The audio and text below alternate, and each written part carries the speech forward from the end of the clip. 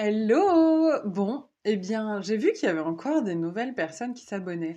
Et j'avoue que j'ai fini par me poser des questions. Je me suis dit, tiens, c'est étrange que cette chaîne, elle continue à vivre, elle continue à croître, alors que je suis plus très active dessus. Et j'ai pris ça comme un signe, entre guillemets. Je me suis dit, mais peut-être que tu as encore des trucs à dire et que ça pourrait être intéressant. Et j'ai repensé à ça et il y a deux trucs qui me sont venus, donc je vais faire deux vidéos. Et là, la première chose que je voulais vous partager, c'était un peu hashtag mon quotidien avec Crohn, quoi. Et je voulais peut-être témoigner à quels endroits la maladie est encore active pour moi. Parce que là, aujourd'hui, tel qu'on me voit, tout va bien. Si on me connaît pas, on peut pas savoir que je suis malade, hein. Clairement, dans mon quotidien, je fais des trucs même que je faisais pas avant d'être malade. Donc voilà. Et puis il y a quand même eu le moment que j'ai commencé cette chaîne, c'est quand il y avait vraiment des trucs à partager parce que la maladie était très très présente. Et aujourd'hui, elle l'est encore, mais à d'autres endroits. En tout cas, elle l'est moins à certains. C'est-à-dire que je pense que dans mon confort de vie se mesure aujourd'hui par rapport à la charge mentale que j'ai par rapport à mon transit. Et clairement, aujourd'hui, cette charge mentale, elle est à 0,3, quoi. C'est-à-dire que je passe un temps sur les toilettes qui est normal. Je veux dire, j'y passe pas des heures, j'y passe pas la moitié de ma journée ni de ma nuit. Donc à partir de là, pour moi, c'est OK, quoi. Et puis je m'en fais pas trop pour mon transit en ce moment, ça se passe très bien. Hem, du coup, il y a eu un moment où pour moi, c'était tout nouveau après cette grosse période-là, très compliquée à vivre, enfin très compliquée et en même temps très exaltante à vivre avec la stomie, à me faire à ce nouveau quotidien, puis ensuite, la remise en continuité, à me faire à cette nouvelle étape et je me souviens que dans ma tête, je m'étais dit, à partir de septembre, tout ce gros bouleversement de 2020-2021 sera terminé et je pourrai commencer à refaire des projets. J'y verrai plus clair en septembre. Et à partir de septembre, effectivement, j'ai eu de nouvelles envies et j'ai eu une envie assez forte pour moi, forte ou très impliquante pour moi, puisque j'ai eu envie d'aller me former pendant un week-end de 3 jours très loin de chez moi. C'est-à-dire que moi, je suis dans le nord de la France et là, c'était dans le sud de la France. Donc, il y avait tout le côté transport à gérer, hébergement sur place, déjeuner en collectif et dormir en collectif aussi. Et j'ai eu tellement envie d'aller à cette formation que je me suis dit, je vais trouver des solutions. Et je sais que toutes les peurs que j'ai eues, c'était des peurs qui étaient liées à l'avant, enfin au moment où j'étais pas hyper bien dans mon corps. Et là, j'avais envie de vivre ça pour me montrer que ça va mieux et je peux gérer des choses en collectif, des choses très loin de chez moi.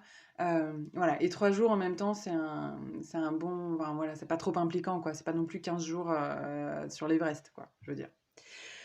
Et en fait, c'est à des choses comme ça que je me rends compte que je dois réapprivoiser mon quotidien en tant que malade en rémission, hein, on va le dire comme ça. Parce que ça reste pas évident. On a quand même toujours cette épée Damoclès au-dessus de notre tête, la rechute ou le malaise au niveau du transit à un moment donné, sans qu'on le sache comment, même si moi c'est jamais le cas, hein. Mais j'y pense quand même. Mais moi quand je suis en rémission, je suis en rémission, hein. Il n'y a rien de... Un petit truc par-ci, un petit truc par-là. J'ai juste la fatigue qui est toujours présente, mais sans ça, c'est tout. Et donc, pour vous donner une anecdote, quand j'ai vu que les repas étaient en commun, bon, je me suis dit c'est ok, maintenant avec tout le parcours que j'ai eu en étant accompagnée en alimentation intuitive, j'ai plus peur de l'alimentation, je sais m'écouter, je sais m'arrêter quand je veux plus d'un truc. Ce qui m'a fait peur, c'est que là c'était une alimentation qui était végane, sans gluten et sans lactose, donc ça voulait dire potentiellement beaucoup de légumineuses et beaucoup de fruits et de légumes. Et c'est là où j'ai flippé. Je me suis dit: «Ça va être beaucoup trop de fibres pour moi, je sais que ça va pas être confortable au niveau intestinal» et en même temps, je me voyais pas, ne pas, partager avec le groupe, les repas parce que ça reste un moment important, dans une formation. Tous ces moments informels autour de la nourriture, quoi. Et donc, mais j'ai senti que ça m'a coûté quand même, ça m'a tourné dans la tête pendant bien 2-3 jours à me dire: «Mais qu'est-ce que je fais? Est-ce que je ramène mes repas? Est-ce que, je suis quand même ces repas. En plus, c'était quand même une somme pour moi de prendre ces repas en groupe. Donc, je vous ai dit, c'est un peu gâché, quoi, sachant que je vais pas en profiter pleinement. Bon, ça a été une réelle question. C'est ça que je veux dire. Ça a vraiment un poids, en fait, dans mes réflexions, dans les décisions que je prends.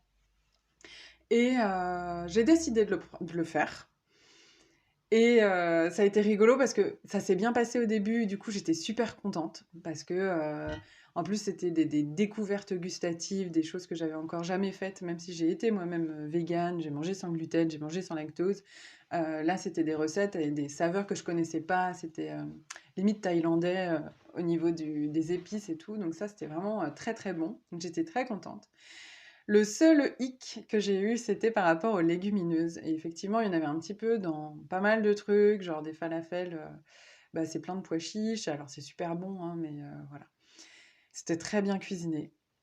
Et en fait, le dernier midi, il y avait un espèce ouais, je sais plus si c'était un riz avec des pois chiches et un super bon pesto. Franchement, c'était délicieux, hein, c'était pas ça le problème. Et j'ai mis une bouchée où il y avait des pois chiches dans la bouche et là j'ai senti une alerte au niveau du ventre. Ça a été direct, un petit éclair, là, un petit foudroiement au niveau du ventre et je me suis dit, ah, non là mon corps il en veut plus, hein, clairement il en veut plus, j'avais plus beaucoup d'appétit, je sentais que j'avais le ventre un peu tendu. Je me suis dit, bon bah je vais manger léger ce midi, je vais voilà, pas trop forcer. Et effectivement, après, il a fallu que j'aille me retirer un peu, me reposer. Et en fait, enfin, j'ai eu vraiment mal au ventre et une colique, voilà, direct, une petite colique. Et après, ça allait beaucoup mieux. Par contre, il a fallu que je vidange. C'était pas génial. Et après, ça allait beaucoup mieux. Mais voilà, ça m'a quand même rappelé le fait que à cet endroit-là, c'est sensible. Si je mange pas les choses qui sont confortables pour moi, Hem, pendant un enfin, le fait que ça s'accumule, en fait, au bout d'un moment, je peux plus, mon corps, il a plus de possibilité de s'adapter. Voilà et puis il y a eu aussi les nuits en collectif que j'appréhendais, pas mal et puis ça s'est bien passé donc là, clairement, en osant me confronter à des situations qui peuvent créer de l'inconfort, j'élargis finalement ma zone de confort. Parce que là, maintenant, je me dis, ouais, faire 800 kilomètres en voiture, c'est OK. Dormir à plusieurs dans une chambre, c'est possible.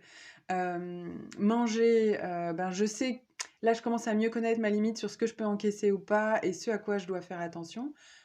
Du coup, je m'étais dit quand même que j'allais prendre avec moi d'ailleurs, des aliments, que je sais qui passent bien et qui m'apportent du confort et des aliments un peu doudous, quoi. Donc j'avais pris des cookies.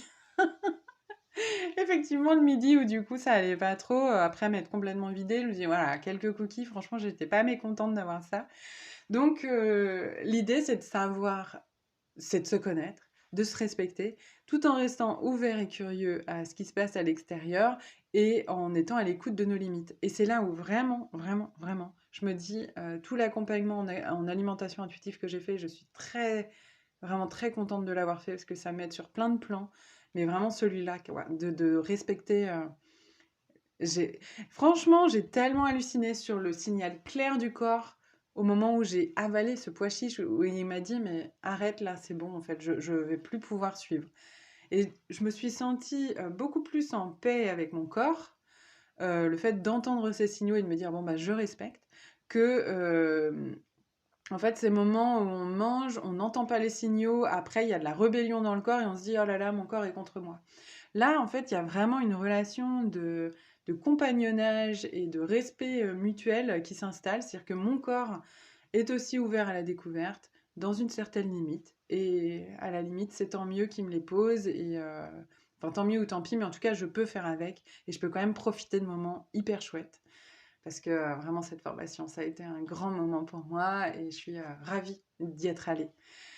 Voilà, donc l'idée de cette petite vidéo, c'était de vous faire un condensé des points, enfin de vous montrer à quel point la maladie, elle est encore présente dans mes réflexions, dans mes décisions, et important, et en même temps, c'est important de pouvoir, enfin, je suis contente en tout cas moi de gérer ces réflexions en me disant que je peux trouver une solution qui me permette quand même d'aller vers ce que j'ai envie d'aller, tout en respectant ce que je suis avec cette vulnérabilité liée à la maladie. Voilà. Je pense que c'est tout ce que je voulais vous partager. J'aurais pu m'étaler encore plus sur le sujet, mais voilà, peut-être que ça éveillera des questions. L'autre vidéo que j'ai envie de faire, c'est par rapport à être proche de quelqu'un qui a une maladie chronique. On en parle beaucoup sur les réseaux. Et voilà, ça nourrit aussi mes réflexions et je voulais les partager avec vous. Un dernier point, comme je prépare pas mes vidéos, c'est toujours un peu décousu, mais un dernier point, c'est justement le fait que dans mes réflexions, j'arrive à me projeter en me disant je vais trouver une solution à mi-chemin. Ça, je tiens à dire que c'est pas complètement inné en moi. Je suis accompagnée, j'ai été accompagnée par 2 psys à un moment, maintenant j'en ai plus qu'une. On lâche petit à petit le filet. Mais ça m'a aidée à justement à trouver, comment dire, à donner de la souplesse à mon esprit et dans mes prises de décision. Parce qu'avant c'était très tranché, genre j'y vais pas, noir ou blanc, et puis je cède à la peur. Là j'essaye plus de... Parce que clairement, hein, la peur de pas manger quelque chose qui me convienne, ça aurait pu me dire, bon bah tant pis, je renonce en fait. Et parce que j'ai pas envie d'être malade sur place, c'est difficile de partager un toilette avec, là on était, 10 à se partager 2 toilettes, bon voilà, c'était l'étage du dessus des vacances de cet été que j'avais partagé sur Instagram. Nous, on était 3 à se partager un toilette. Là, on était, ouais, bien une dizaine sur 2 toilettes, donc c'était pas évident. Et en fait, voilà, toute cette souplesse, elle est vraiment, le fait de pas céder à cette peur et de continuer à trouver des solutions, c'est quelque chose qui s'est exercé aussi, grâce à l'accompagnement, psy que j'ai eu. Et je tiens à le dire parce que c'est un chemin, c'est un chemin. Et on peut toujours faire évoluer les choses et les améliorer, avec soi-même pour gagner, plus de souplesse, plus de marge de manœuvre et puis, ben, profiter encore plus de la vie qu'on a, quoi. Voilà, où que vous soyez, ben, je vous souhaite un parcours au mieux. Je sais que tout le monde fait au mieux avec ce qu'il a, donc bon courage à vous et, et bon courage.